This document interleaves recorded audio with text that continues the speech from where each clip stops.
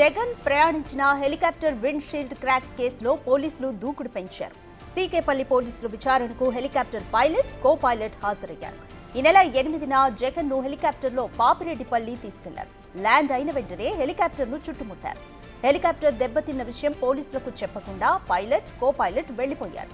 జగన్ పర్యటన రోజు జరిగిన ఘటనను తీవ్రంగా పరిగణించారు పోలీసులు. ఘటనపై వివరాలు రాబట్టేందుకు పైలట్, కో పైలట్ కు నోటీసులు జారీ చేశారు.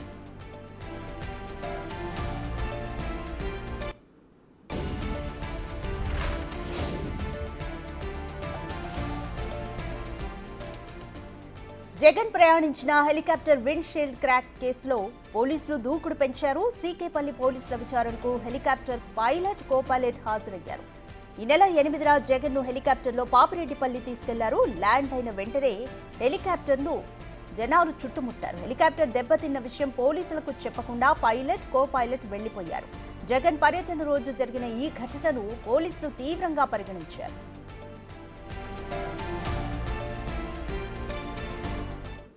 మోర్ డీటెయిల్స్ మా ప్రతినిధి యోగానంద్ అందిస్తారు. యోగానంద్, పైలట్, కో పైలట్ ను పోలీసులు పాపిరెడ్డిపల్లి పోలీసులు విచారించారు. విచారణలో ఎటువంటి విషయాలు బయటపడ్డాయి? రాధిక, రామగిరి మాజీ సీఎం రామగిరి పర్యటన పూర్తిగా వివాదాస్పదమైంది. ఏదైతే హెలికాప్టర్ విండ్ షీల్డ్ దెబ్బతింటము, క్రాక్ ఇవ్వడము, అదేవిధంగా రెక్కలు గుచ్చుకునే ఇబ్బంది కావడంతో దానిపైన పెద్ద ఎత్తున ప్రభుత్వాన్ని బ్లేమ్ చేసి మాజీ సీఎం జగన్ కు తగిన భద్రత కల్పించారంటూ కూడా వైసీపీ నేతలు తీవ్ర స్థాయిలో కూడా తమ స్వరాన్ని వినిపించారు. అయితే అందులో కుట్ర కోణం ఉందంటూ కూడా పోలీసులు తాజాగా తమ ఆరోపణల ద్వారా చేస్తున్నారు. అయితే ప్రస్తుతం పైలట్ కో పైలట్ ఇద్దరిని కూడా విచారణ చేస్తున్నారు సీకేపల్లి పోలీస్ స్టేషన్ లో.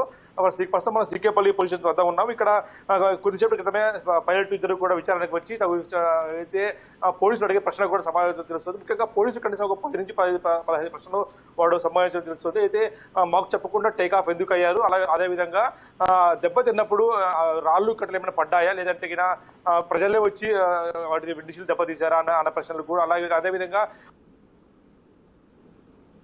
అన్న ప్రశ్నలు కూడా అడుగుతూ తెలుస్తుంది. అయితే ఇవన్నీ కూడా గత ఈ నెలలోనే నోటీసు పంపించారు. ఆ తర్వాత పెద్ద ఎత్తున వివాదాలు కావడంతో ఇద్దరిని కూడా ఏవైసీ సంస్థలు కూడా విచారణ అడిగారు. ఎవరైతే చెప్పని ఏవైసీ సంస్థ ఉందో ఆ సంస్థకు కూడా ప్రతినిధి కూడా మంచి విచారణకు రమ్మని చెప్పి తెలుస్తుంది. అయితే సంబంధించిన వివరాలు ఏదైతే 2 టైమ్స్ బుక్ చేసుకున్నారు, 1 టైం బుక్ చేసుకున్నారా, కేవలం వచ్చేందుకు బుక్ చేసుకున్నారా అన్నది కూడా తెలియాల్సి ఉంది. ఎంతపై ప్రయాణించవచ్చు, ఇలాంటి ప్రశ్నలు అన్ని కూడా క్వశ్చన్ సిద్ధం చేసుకుని అడుగుతున్న తెలుస్తుంది. అయితే కుట్రకు ఏమైనా ఉంటే ఖచ్చితంగా తప్పకుండా వైసీపీ చర్యలు తీసుకునే అవకాశం ముఖ్యంగా ఇప్పటికే మాట్లాడు మాజీ ఎమ్మెల్యే ప్రకాష్ రెడ్డిపై కూడా కేసు నమోదైంది. ముఖ్యంగా అయితే హెలిప్యాడ్ వద్ద సక్రమైన చర్యలు చేపట్టలేదు, చర్యలంటూ కూడా 2 స్టెప్స్ లో భారీకి ఏర్పాటు చేసుకోమని చెప్పి ఆయన కూడా నోటీస్ ఇచ్చారు. అయితే ఆయన బేగారం చేయడంతో ఒకసారిగా హెలిప్యాడ్ వద్దకు వచ్చి దాన్ని డ్యామేజ్ చేసే పనిలో పడ్డారు. అయితే డ్యామేజ్ చేసిన తర్వాత నువ్వు ఎందుకు వెళ్ళావు మాకు చెప్పకుండా పోలీసులు తమ ప్రశ్న సంధిస్తున్నారు. అయితే ఇందులో కూడా ఒక ఆశ్చర్యకర విషయం అంటే అక్కడ అయితే డెస్టినేషన్ పాయింట్ కాకుండా వేరే పాయింట్ కి ఎందుకు వెళ్ళావు అంటూ కూడా పోలీసులు దీనిపై విచారణ జరుపుతున్నారు. Pilot, co pilot Anil Kumar, co pilot Shreyas Kumar Jain కూడా పోలీసులు ప్రశ్నిస్తున్నారు. Thank you Yoganand.